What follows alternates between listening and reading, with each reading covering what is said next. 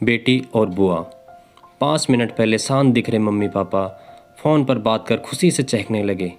Dining room में नाश्ता कर रहे अपने बहू और बेटे के पास आकर बोले, कल सुधा आ रही है, अभी अभी फ़ोन पर बात हुई है, समधी भी साथ आएंगे।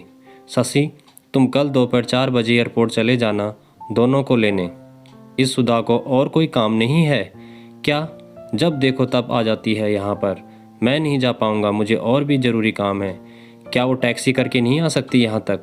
शशि गुस्साई आवाज़ में बोल पड़ा। अपने बेटे के मुंह से अपने बेटी के लिए ऐसे बोल सुन माँ एकदम दंग रह गई। अरे तबीयत तो ठीक है ना तेरी? कैसी पागलों की तरह बातें कर रहा है? घर में 2 गाड़ियाँ होती है भी बहन को टैक्सी में आने के लिए कहता है। माँ बोली, रहने दो, मैं खुद जाकर ले आऊँगा अपनी बेटी को, करने दो से अपना काम। अभी सुधा का बाप जिंदा है और मैं नहीं चाहता कि मेरी बेटी को उसके ससुराल वालों से ताने सुनने पड़े कि एकलौती बेटी होते हुए भी उसे लेने गाड़ी नहीं भेजी या उसके स्वागत में कोई कमी रह गई है। पापा ने बेटे को अपनी नाराज़गी जताते हुए कहा, आप दोनों समझते नहीं हो मम्मी पापा, वो जब भी इस घर पर आती है तो सारी दिनचर्या बिगाड़ देती है। वो तो आराम से बैठी रहती है किसी महारानी की तरह, हम सबको उसकी आवाभगत में लगाना पड़ता है। मेरी पत्नी का तो पूरा दिन ही दीदी और जीजा जी के आगे पीछे उनके ऑर्डर पूरे करते हुए निकल जाता है। गुस्से से शशि बोला, आज क्या हो गया है तुझे? कैसी बहक की बातें कर रहा है? बहन है तेरी, कोई पराई तो नहीं है।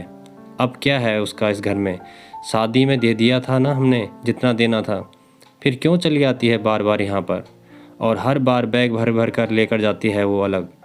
आपको समझना चाहिए, वो सिर्फ हमें लूटने आती है और कुछ नहीं। शशि ने तंज कसते हुए कहा, तुझे क्या अगर वो यहाँ से थोड़ा कुछ ले जाती है तो? ये सब मेरी मेहनत की कमाई है और मैं जो चाहूँ करूँ, चाहूँ तो पूरा सुधा को दे दूँ। पापा गुस्से ने लगभग काँपते हुए बोले। अब शशि अपनी आवाज़ धीमी करते हुए बोला, मैं कहाँ कुछ नहीं बात कर रहा हूँ मम्मी पापा, मैं तो वही बोल रहा हूँ ना जो मैंने बरसों से बुआ के साथ होते हुए देखा है। आज अपनी बेटी के खिलाफ 2 शब्द क्या सुन लिए, आप तो गुस्से से लाल हो गए। ज़रा सोचिए, जब आप बुआ के साथ ऐसा व्यवहार करते थे तब दादी को कैसा लगता होगा? बुआ जो हम पर इतनी जान छिड़कती है, आपने कभी उनके और उनके ससुराल वालों के मान सम्मान के बारे में परवाह नहीं की।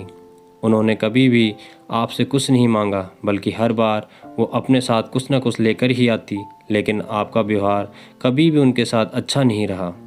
दादी ने भी आपसे कभी नहीं कहा कि मेरी बेटी को पैसे दे दो या कुछ खरीद कर दे दो।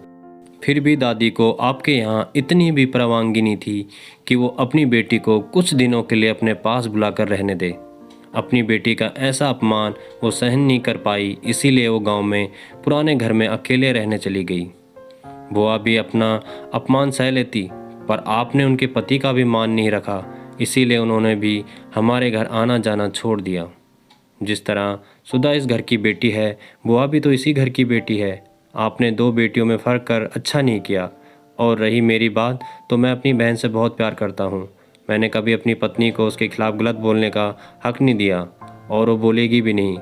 मैं खुद जाकर उसे लेकर आऊँगा, क्योंकि मुझे मेरी बहन पर गर्व है, अपने अच्छे भाई होने पर भी।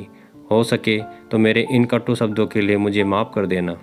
इतना कहकर शशि अपने ऑफिस के लिए निकल गया। माँ और पापा का सिर शर्म से झुक गया। थोड़ी देर की शांति के बाद पापा ने हिम्मत कर अपनी बहन को फ़ोन लगाया। बहन के फ़ोन उठाते ही वो फूट फूट कर रो पड़े और बोले, दीदी हमें माफ़ कर दीजिए, हमने इतने साल आपके साथ जो व्यवहार किया है उसके लिए हम सच में शर्मिंदा है। दीदी आपकी बहुत याद आ रही है, आप अपने घर आ जाइए हमसे मिलने। अगर आप कहे तो मैं आ जाता हूँ आपको लेने। दूसरी तरफ दीदी भी रो पड़ी, वो भाई के सारे शब्दों से पिघल गई थी। वो बोली, मैं तुमसे नाराज़ नहीं हूँ भैया, मैं जीजा जी को सारी बात बताकर ज़रूर आऊँगी। दोस्तों, बेटी तो बेटी होती है, बहन हो, बहू हो या बेटी, तीनों में कोई फ़र्क नहीं करना चाहिए। इन्हीं से घर की शोभा होती है और इन्हीं से घर खुशियों से भरा रहता है। दोस्तों, उम्मीद करता हूँ आपको ये कहानी पसंद आई होगी।